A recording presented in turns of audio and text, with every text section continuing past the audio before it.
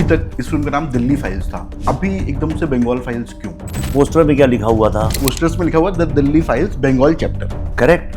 क्या डर है अगर मैं बात करूं सीधे सीधे तो बंगाल सरकार को, क्योंकि अभी तक फिल्म रिलीज नहीं हुई है, सिर्फ ट्रेलर आया है। अगर आपको लीगली परमिशन है और आप कुछ बोलना चाहते हैं और कोई आपको चुप कराता है तो इसका मतलब चोर कौन है? तो क्या आपको ऐसा लग रहा है कि वहां पर फिल्म को लेकर कुछ रोक हो सकती है या फिर कुछ कर सकती है? अगर ऐसा होगा तो उस पर आपका क्या नेक्स्ट मूव रहेगा? हमारा क्या हो सकता है? हम तो कॉमन मैन है, आपको पुलिस वाले पकड़ के मारने लगे, आप क्या कर सकते हैं? लेकिन ऐसा होना नहीं चाहिए। ऐसा क्यों होगा? क्या मूर्ख हैं क्या वो लोग? विभाजन हुआ, उस पर गांधी जी का जो टेक था, तो उस पर आपका क्या विचार है? तो ये मेरा कोई विचार नहीं है, जो घटना घटी वो मैंने दिखाई है। जिन्ना मेरे भाई, इसमें आपको गांधी का एक वो रूप देखने को मिलेगा जो गांधी जी की स्थिति भारत के विभाजन के वक्त थी। ये शायद कश्मीर फाइल्स के बाद से ये सिलसिला उठा है कि बोला जाता है कि प्रोपेगेंडा फिल्म आ रही है। क्या है कि अगर आप किसी की दुकान बंद करोगे तो वो आप पे तरह तरह के आरोप लगाएगा, आपको अलग अलग तरह की गालियां देगा। जैसे किसी ने इलीगल दुकान लगा रखी है, उसको जब पुलिस हटाती है तो सबसे पहले कहता है पुलिस चोर है और ये है, और वह दुनिया भर की, हालांकि वो गलत भी नहीं कहता, थोड़ी सी पुलिस है भी चोर। ऑक्सफोर्ड में जाके जब मैं भारत की गरिमा की बात करता हूँ, भारत के अस्तित्व और उसकी महानता की बात करता हूँ, तो ऑक्सफोर्ड यूनिवर्सिटी में कई सारे पाकिस्तानी जो लड़के होते हैं वो कहते हैं नहीं ये प्रोपेगेंडा है। बंगाल के केस में तो ये तो सिर्फ मुस्लिम लीग को हक है बोलने का कि ये प्रोपेगेंडा है, क्योंकि उनके अगेंस्ट है वो बात। दूसरा, जब मैं बोलता हूँ untold story of Hindu genocide, उससे उनको प्रॉब्लम है। क्यों उससे प्रॉब्लम है? क्या वो मानने को ही तैयार नहीं है हिंदुओं का जेनोसाइड हुआ है? मैं वही कहानियाँ बताऊंगा वो सिर्फ मैं कह सकता हूँ। देश में आजकल कई विवाद चल रहे हैं, लेकिन एक नया ट्रेंड शुरू हो गया है भाषा विवाद का। हिंदी या उर्दू, बंगला या उड़िया, क्यों अपने दर्पण से लड़ती है चिड़िया? नमस्ते, मैं हूं शशांक, आप देख रहे हैं वन इंडिया। आज हमारे साथ जो शख्सियत मौजूद हैं, उनकी एक फिल्म आ रही है द बंगाल फाइल्स, जो 5 सितंबर को रिलीज़ हो रही है। तो विवेक सर हमारे साथ हैं, हम आज उनसे बातचीत करेंगे, जानेंगे फिल्म क्या है, किस विषय पर आधारित है और इस बार हमें क्या नया देखने को मिल सकता है। स्वागत है सर आपका। कहते हैं सर, पहला क्वेश्चन तो यही है कि जब अनाउंस हुई थी फिल्म और उसके लिए अभी तक इस फिल्म का नाम दिल्ली फाइल्स था, अभी एकदम से बंगाल फाइल्स क्यों? यार थोड़ा रिसर्च करके आया करो। नहीं, तुमने देखा नहीं पोस्टर में क्या लिखा हुआ था? पोस्टर्स में लिखा हुआ the Delhi files Bengal chapter. Correct. तो उसमें प्रॉब्लम ये था कि दिल्ली फाइल्स नाम हम 2 पार्ट में इसको बना रहे थे, इसलिए मैंने पूछा आपसे। हाँ, तो 2 पार्ट में बना रहे थे। तो जैसे दिल्ली फाइल्स नाम आता था लोग मुझसे कहने लगे सिखों के ऊपर है क्या फिल्म, दिल्ली राइट्स के ऊपर है क्या फिल्म, और बंगाल चैप्टर सबने इग्नोर कर दिया, क्योंकि इंडिया में हॉलीवुड स्टाइल में लोग नहीं समझ पाते हैं, हमारे वैसा नहीं होता है। हॉलीवुड में ही नाम रखो तो समझ जाएंगे, अच्छा भाई कोई एक लार्जर थीम है, उसके नीचे ये 2 चैप्टर्स में है। जैसे मैं बोलूँ कि भारत का इतिहास, Bengal chapter, Punjab chapter, Kashmir chapter, उस तरह से। तो फिर वो प्योरली कम्युनिकेशन के लिए फिर मैंने लोगों से अपील करी, भाई आप बताइए इसका नाम क्या होना चाहिए। लोगों ने कहा भाई बंगाल फाइल्स रखिए। लाखों लोगों ने बोला, एक ने भी नहीं, और 99% लोगों ने बोला रखिए। तो मैंने रख दिया, और जब वो नाम रखा तो अब मुझसे कोई कुछ नहीं पूछता है, तो इसलिए मतलब सही डिसीजन लिया, अच्छा डिसीजन लिया। बिल्कुल। कोलकाता में जब आपने डिसाइड किया कि ट्रेलर लॉन्च वहाँ करेंगे, सारी परमिशंस आपके पास थी, सब कुछ था, फिर क्या हुआ ऐसा कि इतना बवाल हुआ और बेजबरन की बात निकली, जबकि सारी परमिशन शायद आपके पास सारी थी?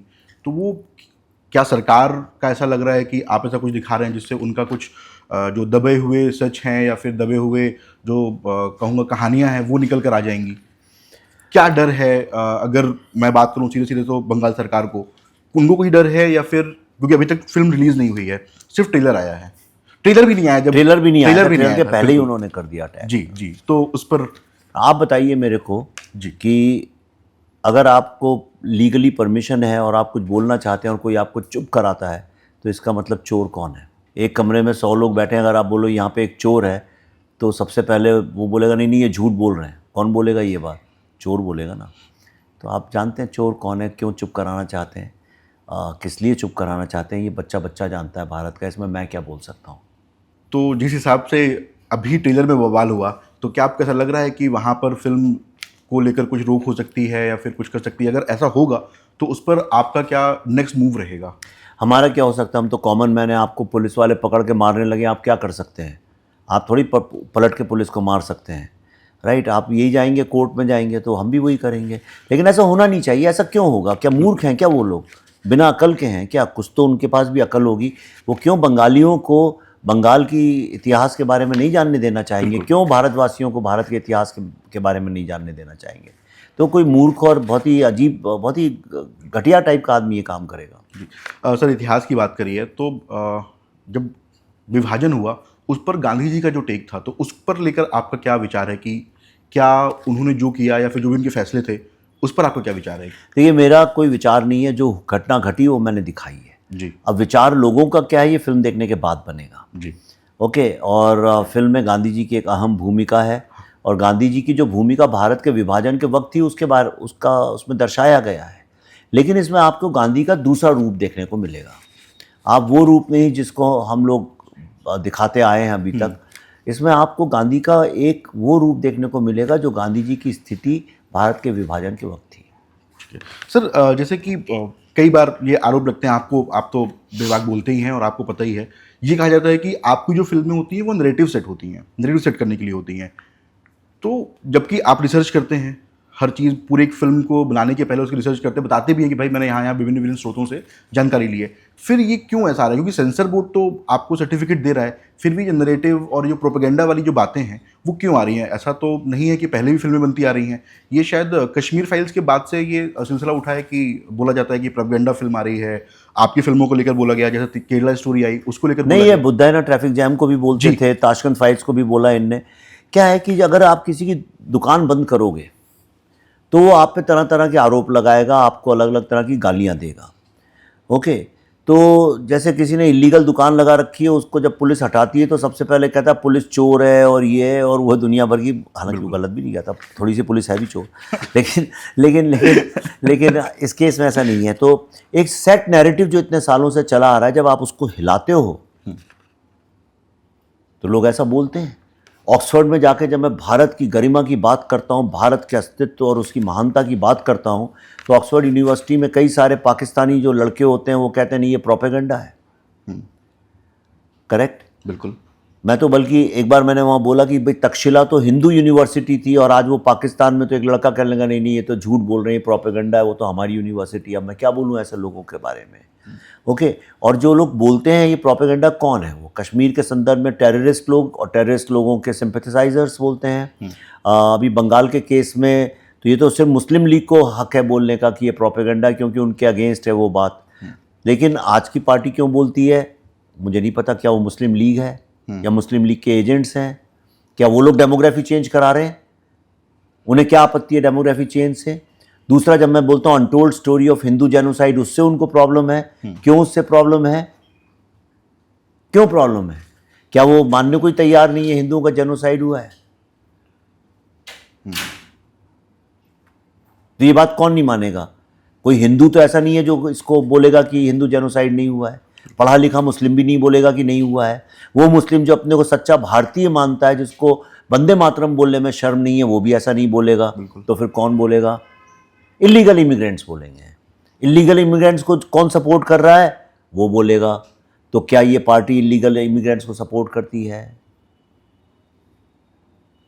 कई सवाल है, मतलब ये आम आदमी सब जानता है भाई। हाँ सर, मतलब फिल्म का जो टैगलाइन है कि कश्मीर ने आपको हर्ट किया था लेकिन इस बार हॉन्ट करेगी, ये विचलित कर देगी। हाँ क्यों? मतलब ऐसा, क्योंकि रिसर्च में आपने ट्रेलर देखा, हमने ट्रेलर में बहुत सारी, मुझे बड़ा खासकर बहुत अच्छा सीन लगा जब वो भारत माता वाला आता है और लाइट बैकग्राउंड, वो मुझे बहुत अच्छा सीन लगा।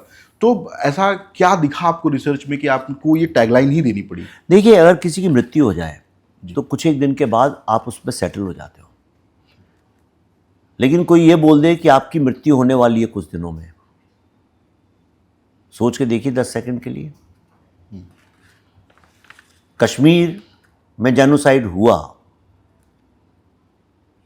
उस पर आप दुख कर सकते हैं, दर्द कर सकते हैं, रो सकते हैं, लेकिन अगर अपनी आंखों से आप ये देख लें कि आगे क्या होने वाला है बंगाल में, वो कश्मीर बनने जा रहा है, वो नया कश्मीर बन रहा है, तो वो आपको अंदर से विचलित कर देगा, आपको हॉन्ट करेगी ये खबर।